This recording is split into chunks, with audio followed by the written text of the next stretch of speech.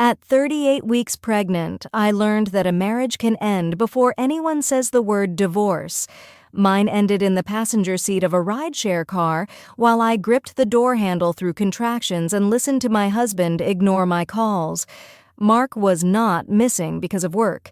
He was in an airport lounge with his mother, Elaine, his father, and his younger sister. They were flying to a lake resort for Elaine's birthday weekend, a trip she planned after my doctor said I could go into labor any day. I had asked him not to go. I did not scream. I did not threaten. I said I was scared, the baby was low, and the hospital bag was already by the door. Mark kissed my forehead and said his mother would never forgive him if he canceled. Elaine called me dramatic before he even left the apartment. She said women had babies every day and I was not the first person to be uncomfortable. Then she told Mark, loud enough for me to hear, that a good wife did not turn her husband into a prisoner. The first sharp pain came at 6:40 that evening. I was folding tiny blankets because I needed my hands to do something normal. The second pain made me sit on the floor. The third made me call Mark. He did not answer.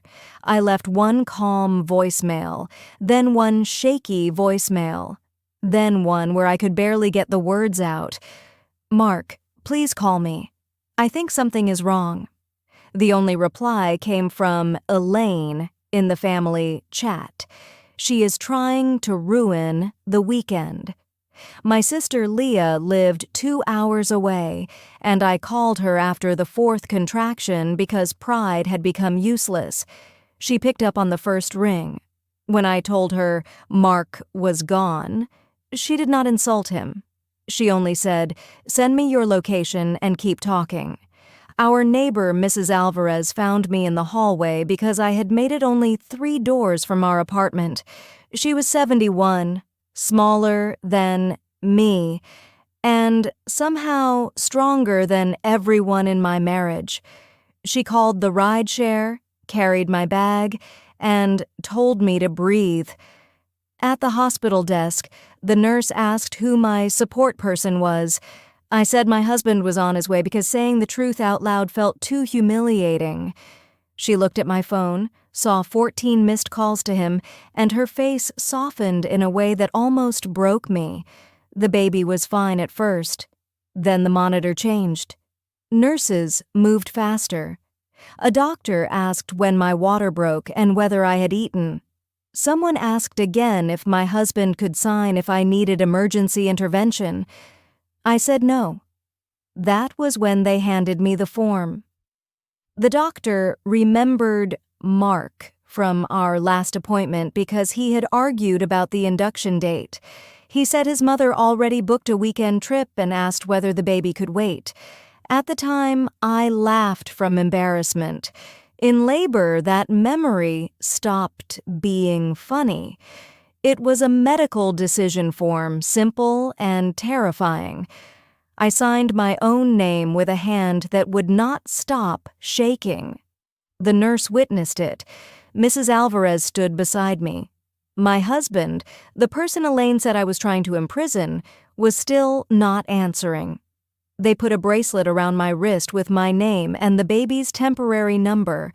I stared at it between contractions and thought about how strange it was. A plastic band had done more to identify me correctly than my own husband had done all night. At 9:12, Elaine sent a photo from the airport lounge. 4 champagne glasses, 4 boarding passes. Under it she wrote, "Finally, a peaceful weekend." My sister-in-law added a laughing face. Mark did not write anything. Silence was his signature. Leah arrived 20 minutes after the birth.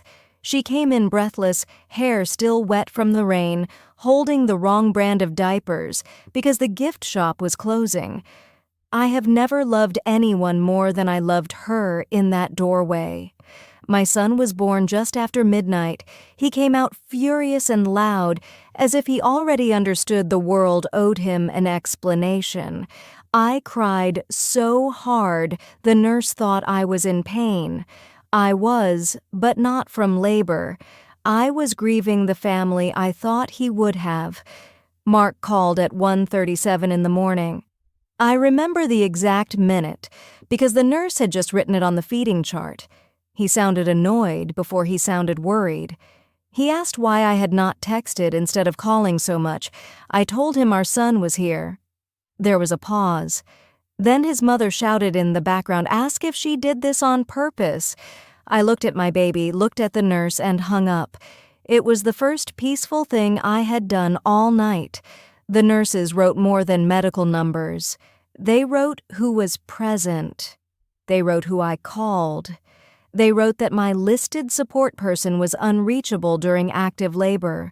They wrote that an elderly neighbor stayed until the baby was stable. Mark arrived the next afternoon with Elaine walking half a step ahead of him. She carried balloons like props. Mark carried nothing. Elaine looked at the baby through the glass bassinet and said, "See, everything worked out, so there is no need to be bitter." She reached for my son without asking. I moved the bassinet closer to my bed. Elaine laughed and told the nurse I was emotional from hormones. The nurse did not laugh. She asked Elaine to step back until the patient gave permission. Mark asked if we could take a family photo for his parents' group chat. I asked which family he meant, the one that left or the one that stayed. Mrs. Alvarez had gone home by then, but somehow her absence had more loyalty in it than Mark's presence. Elaine then asked when I planned to correct the baby's name on the form. She said Mark promised the middle name would honor his father. I told her Mark had missed the moment when promises mattered. The nurse quietly moved the paperwork closer to my side of the bed. A hospital social worker came in 10 minutes later. I had asked for her that morning.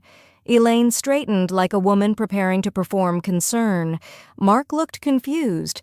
The social worker said she was there because I had questions about discharge safety and emergency contacts. I changed my emergency contact from Mark to my sister. I changed the baby's visitor list. I changed the password at the nurse's station. Elaine said I could not keep a grandmother from her grandchild. The social worker said the patient can decide who visits. Then I played the voicemails. My voice filled the room, first calm, then afraid, then almost breathless. Mark's face changed slowly, like he was hearing my fear for the first time because other people were hearing it too. Elaine said she had not known it was serious. The nurse opened my chart and said I arrived in active labor. High-risk monitoring began shortly after, and the listed support person was unreachable. She did not accuse anyone. She did not have to. I showed the airport photo next. The champagne glasses, the boarding passes, Elaine's message about a peaceful weekend.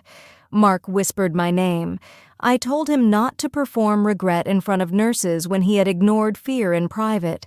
The doctor came in at the end of it and said one sentence that changed the air. He said the patient made every medical decision without her listed support person present. Elaine opened her mouth, then closed it. There was nothing maternal left to perform. My sister arrived with an envelope before sunset. Inside was a temporary separation agreement and a note from a lawyer. Mark stared at it like paper had betrayed him. Elaine said I was destroying the family. I said no. I was documenting who already had. I went home 2 days later with my sister driving and Mrs. Alvarez waiting downstairs with soup. The apartment was quiet. The hospital bag sat by the door where Mark had stepped around it on his way to the airport. I moved it into the nursery myself. That first night, my son slept in short, stubborn bursts. I watched him breathe and realized I was not lonely. I was free from waiting for people who treated emergencies like inconveniences. That is not the same thing as being alone. Mark still says I should have given him a chance to explain. I did. I called 14 times. His mother still says I used the baby to punish her. I did not. I used the truth to protect him. And this time, The truth had witnesses.